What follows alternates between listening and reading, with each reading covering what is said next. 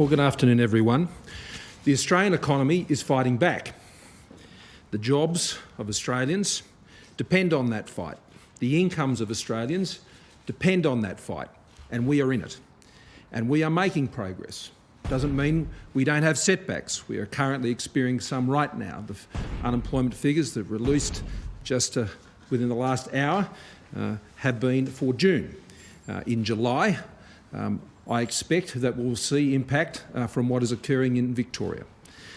But what it has demonstrated in June, that as Australia has opened up again, as people have gone back into their businesses and opened their doors, as Australians have been endeavouring to live with this virus and to press on, then we've seen Australians get back into work.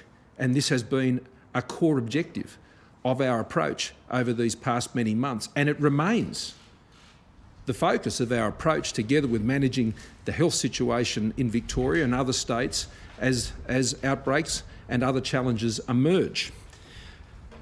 Of particular importance in the figures that we've seen today is that of the 210,000 jobs added in June, 60% of the jobs regained were for women, and 50% of the jobs regained were for youth. Underemployment has fallen, and we've seen an improvement in ours. The majority of jobs, obviously, were in part-time employment, not in full-time employment. That's to be expected in the economic situation that we've seen emerge over these many months. But what I'm encouraged by about that is the flexibility that we've seen in the labour force has meant that it's been able to keep people in jobs. Maybe not as many hours as they once had, but they're still in jobs.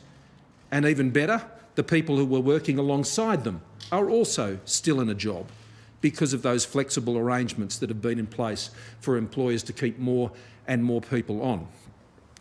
Now, these are not ordinary times, still by a long shot. And the government's responses, both in our thinking and the measures that we've delivered, have certainly not been ordinary. We must continue to adopt this approach as we deal with the virus, as it impacts us here in Australia, as indeed it impacts around the world. We've got to deal with what's in front of us each and every day, as we are with the situation in particular in Victoria, but as well as in New South Wales, where I've been in constant contact with the premiers and the health officials in recent days, as is our normal practice. But we've also got a plan for the way ahead. We have delivered much needed support over these many months through a raft of programs: Job Seeker, JobKeeper, Home Builder, the important programs we've put in for the entertainment sector most recently, the supports we've provided in the childcare sector, the supports that we've provided with the cash flow assistance to businesses. Right across the board, we have been providing the necessary supports that have provided a shock absorber for our economy, for people's jobs, for people's incomes, for people's businesses, which has meant that in Australia, while the blow has been harsh compared to what has been seen in most other developed economies around the world, we've been able to mitigate a lot of that blow. But there are still difficult challenges ahead, both on a health front and certainly on an economic front. And one of the key challenges that we have been working through as a federal cabinet, as our cabinet together here with Michaelia Cash, Senator Cash, but also in the national cabinet with all the state and territory leaders, has been the need to ensure that as we build back and through the COVID economic recession, that we are not only providing the economic supports for people to get through each day, but we're helping them to make the adjustments for the future.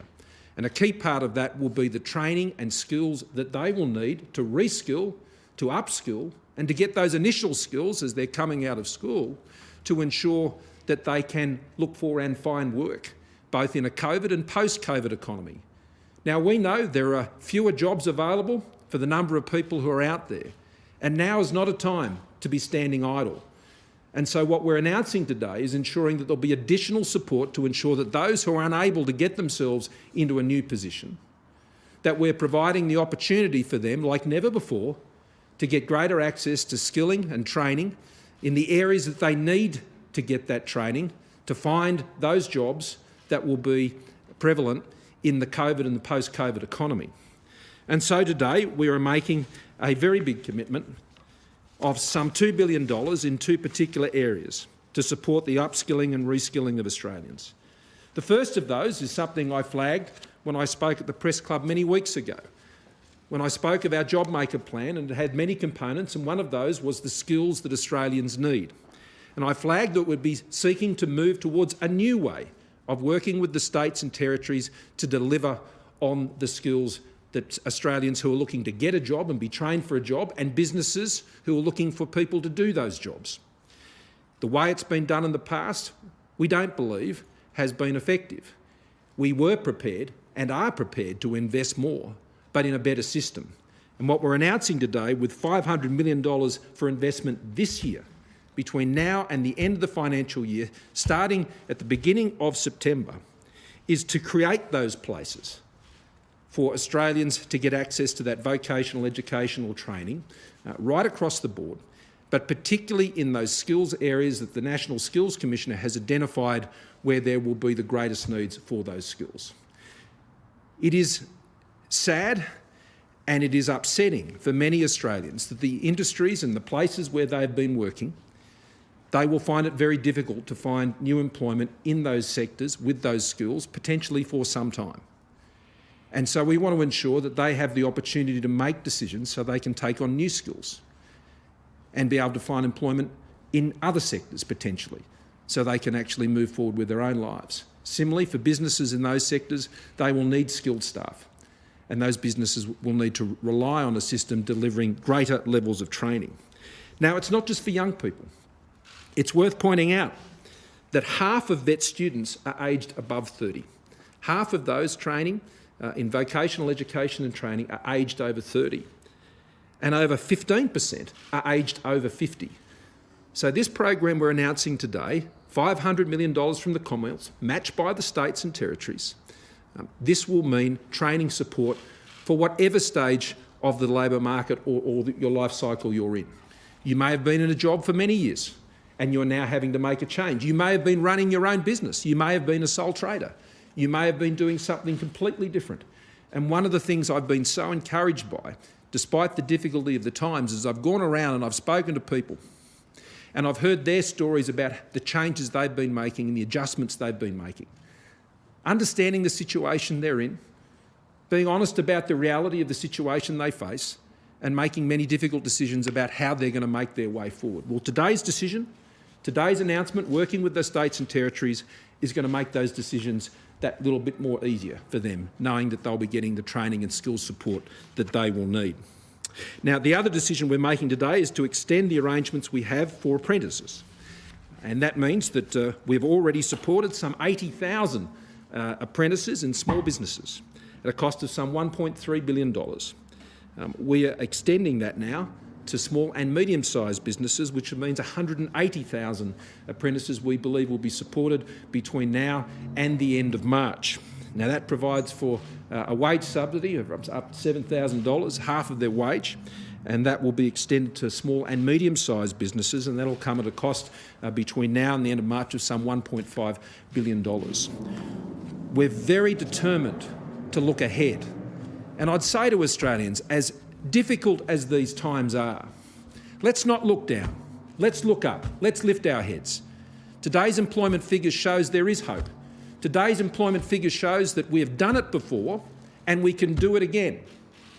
We will continue to apply every resource we have available to ensure we get on top of the health situation with the virus in Victoria and supporting the many needs that are there and across the other states and territories.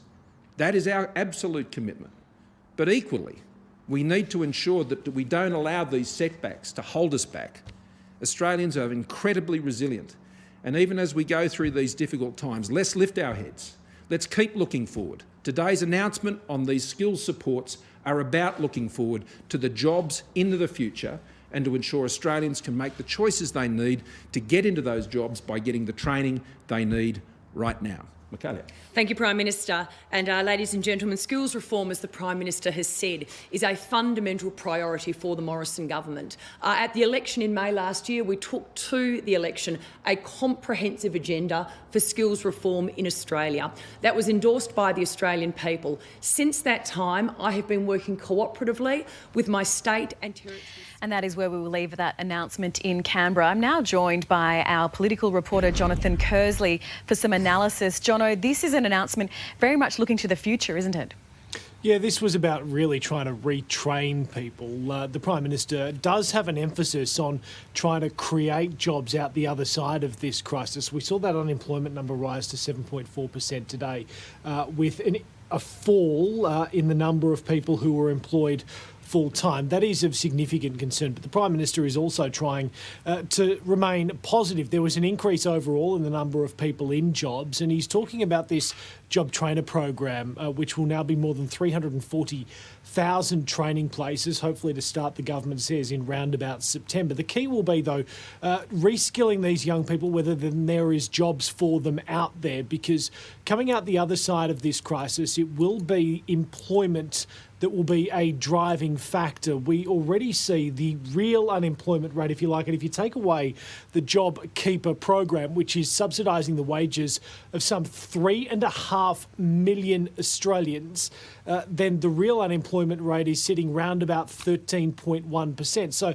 far higher than the 7.4 figure we're seeing today. It is masking the real number, but it is keeping people, as the government says, it is keeping them connected to their employer. But the Prime Minister also spoke there about, we've seen that the coronavirus has effectively shut down the economy in various states and cities right around the country. He's spoken about the need to keep those elements reopened. His wording was, don't allow setbacks to hold us back. He doesn't want to go back and forth in between shutting down parts of the economy, reopening them, because it's bad for the economy. It's also bad for the government, because it ultimately means that it will need to keep spending more money in support. But right now, the Prime Minister announcing today more than $2 billion to go towards training young people to try and upskill them for the years ahead. Lizzie?